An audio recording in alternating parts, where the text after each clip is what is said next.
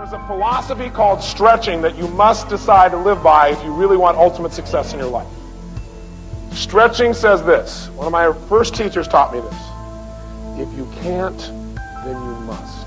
Because I believe that ideas, simple little distinctions, can change the quality of our life in a heartbeat. That, one day you get a new belief. And maybe that new belief is that the past does not equal the future. You say, that's a pretty simple idea.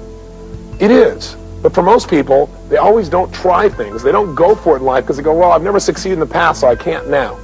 If at any time you say, well, I can't do this, and you don't follow through, it's like you're not living your real potential. He said, if you ever say, I can't do this, then you absolutely must do it because you're admitting to a limitation you don't need to have. I said, what does that mean? If I can't jump off a cliff, then I must? He said, no, be intelligent. He said, but if you ever find something that by doing it, it could make you more of a person, more powerful, more benevolent, more loving, more strong, more resourceful, and you don't do it, you're cheating yourself and everybody around you. So I want you to consider living by this. And I got to tell you, if there's any one philosophical shift that changed my life, it's been that one. Because anybody who knows me will tell you, there's one thing that Tony does, it's stretch. That's what I do on a regular basis, and it's shaped my whole life. That's why I get to talk to you right now. Because the times when I feel like I just can't do it, I can't go another step, I can't push any more energy out, I can't do anything, then my brain goes, then you must, and I go for it. And as a result, I discover who I really am, just as you do. And know that with each action you take, you're building to a brand new future. My definition of success changed through the years to doing what I want, when I want, where I want, with whomever I want, as much as I want, in a way that hopefully also benefits other people simultaneously. That to me is ultimate freedom, that's success. That was my idea of success, and I'd had that in my life, and I wanted it again. So I thought, okay, what I need to learn is there are all these things you can do. There's this and this and this, all these different elements you can study. I want to know one thing. What's the one thing, if you just work on that, everything else will fall into place? What is the number one key to all success? That's all I want to know. So I went around and I started studying it. I started picking up books. And have you ever done this? Have you ever asked yourself a question, picked up a book, opened maybe the middle of the book, and there's the exact answer you were looking for? How many have had an experience like that? So here I am, and sure enough, I'm reading through this book, and I open it up. Whammo! It says the number one key to all success is. Almost the very way I'd languaged it in my head.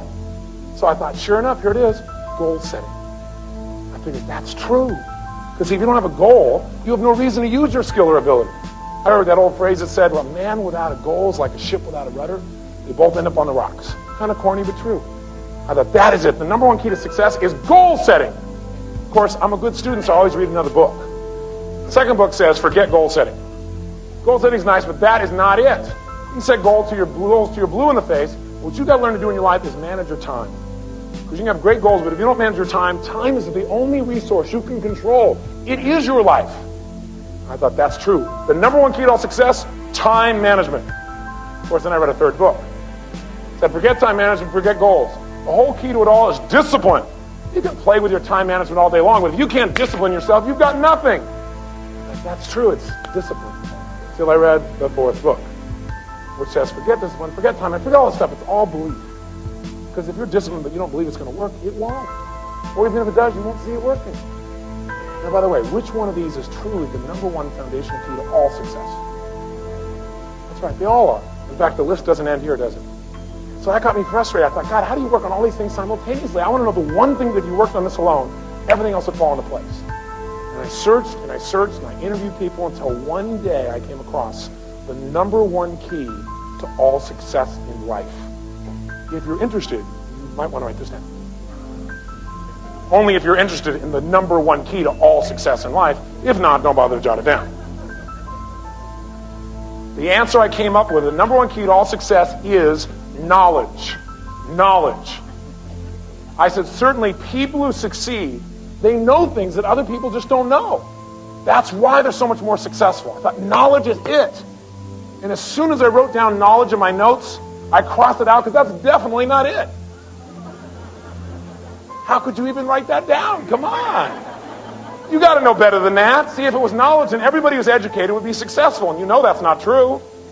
Right? How many of you in this room, how many of you people in this room right now know somebody who should change their life? They know they should change their life. They even know how they could change their life, but they still don't do it. How many of you know somebody like this maybe intimately? Yeah, that's right. So knowledge by itself is not enough. See, knowing is great, but it's not enough. Knowledge is not power. Knowledge is information. Power is something else. And what I think is the really number one key to all success is something I call personal power. This is really it. Jot it down. Personal power. That, to me, is the single number one foundational key to all success. If you use it, you can get everything else that you want.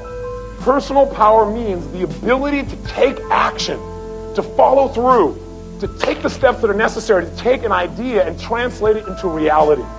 And it's the number one tool that most people in life never exercise, and it's the gift that every one of us has right now and at any moment in our life. Even if you haven't used this gift for 20 years, right now, by one decision, you could start using your power. You could start following through. You could take this idea in your head and turn it into physical reality. Whether that idea is how you want to make your relationship, or how you want to influence your children, or the kind of money you want to make, or a business you want to start, it doesn't matter. It is available right now. If all you do is decide and then follow through.